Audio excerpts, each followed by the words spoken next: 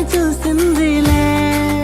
ఈనాడు చీకటి బ్రతుకులలో వెలుగులు నిండాలిలే. మా హృదిలో నీవు జన్మింపగా అది ఏ నిజమైన పండుగ. మా హృదిలో నీవు జన్మింపగా అది ఏ నిజమైన పండుగ.